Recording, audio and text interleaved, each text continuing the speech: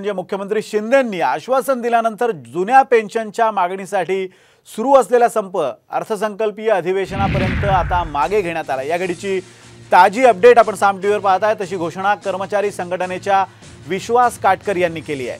आज मुख्यमंत्री शिंदेंनी विधानसभेत जुन्या पेन्शनच्या मुद्द्यावर निवेदन सादर केलं आणि येत्या अर्थसंकल्पीय अधिवेशनात जुन्या पेन्शनवर निर्णय घेऊ असं आश्वासन मुख्यमंत्र्यांनी दिलेलं आहे। या घडीची ही मोठी अपडेट पाहतोय। आजपासूनच राज्य सरकारी कर्मचारी जुन्या पेन्शनच्या प्रमुख मागणीसाठी संपावर गेले होते आणि आता मुख्यमंत्र्यांनी या संदर्भात आश्वासन दिलंय की पुढच्या अधिवेशनात या संदर्भातला निर्णय जाहीर करू आणि त्या आश्वासनानंतर आता हा संप मागे घेण्यात आलाय। सोनाली शिंदे आपल्यासोबत जोडली गेली आहे। सोनाली, या संदर्भातले जे अपडेट्स आहेत, सरकारी कर्मचाऱ्यांची एक बैठक राज्यव्यापी परिषद होणार होती आणि त्यात हा निर्णय होणं अपेक्षित होतं। काय नेमका या बैठकीत चर्चा झाली आणि काय निर्णय झाला? आता कालच सरकारची आणि या संघटनांची बैठक झाली होती, ज्याच्यामध्ये जुनी पेन्शन योजना लागू करण्याची प्रामुख्याने मागणी, एकूण 18 मागणी आहे, त्यातली ही पहिली मागणी आहे।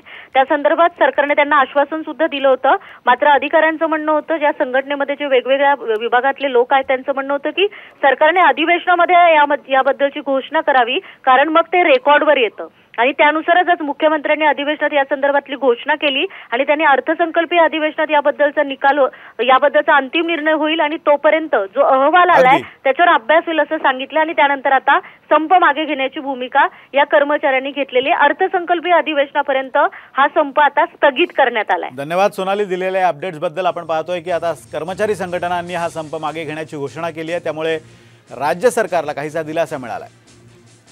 नेमके जुन्या पेन्शनबाबत मुख्यमंत्र्यांनी काय आश्वासन दिलं आपण पाहूयात। जुनी पेन्शन योजना लागू करण्याबाबत सुबोध कुमार समितीने अहवाल सादर केला होता। समितीचा अहवाल आणि शासनाच्या भूमिकेबाबत बैठकीत चर्चा झाल्याचं सुद्धा मुख्यमंत्री म्हणाले। अतिरिक्त मुख्य सचिव वित्त आणि सेवा यांचा या अहवालाचा अभ्यास करतील आणि आगामी अर्थसंकल्पात जुनी पेन्शन योजनेसंदर्भात अंतिम निर्णय घेतला जाईल असंही मुख्यमंत्री म्हणाले। सरकारी कर्मचारी आणि अधिकाऱ्यांच्या मागणीबाबत सरकार सकारात्मक असल्याचं मुख्यमंत्री म्हणाले। 31 मे 2005 पूर्वी नियुक्त कर्मचाऱ्यांना जुनी पेन्शन देण्याचा प्रस्ताव आहे। राज्यातील सुमारे 26,000 अधिकारी आणि कर्मचाऱ्यांना हा निर्णय घेतला गेला तर लाभ मिळू शकेल। 80 वर्षांवरील निवृत्ती वेतनधारकांना अतिरिक्त निवृत्ती वेतन अदा करण्याचाही प्रस्ताव सरकारच्या विचाराधीन असल्याचं मुख्यमंत्री म्हणाले। दरम्यान जुन्या पेन्शनवर निवेदन देताना मुख्यमंत्री शिंदेंनी विधानसभेत नेमकी काय माहिती दिली होती आपण पाहूयात। प्राप्त अहवाल व त्यावरील चर्चा व अंतिम निर्णय हा या तत्वाशी सुसंगत असेल, सदर अहवालावर अंतिम निर्णय येत्या अर्थसंकल्पीय अधिवेशनात घेण्यात येईल।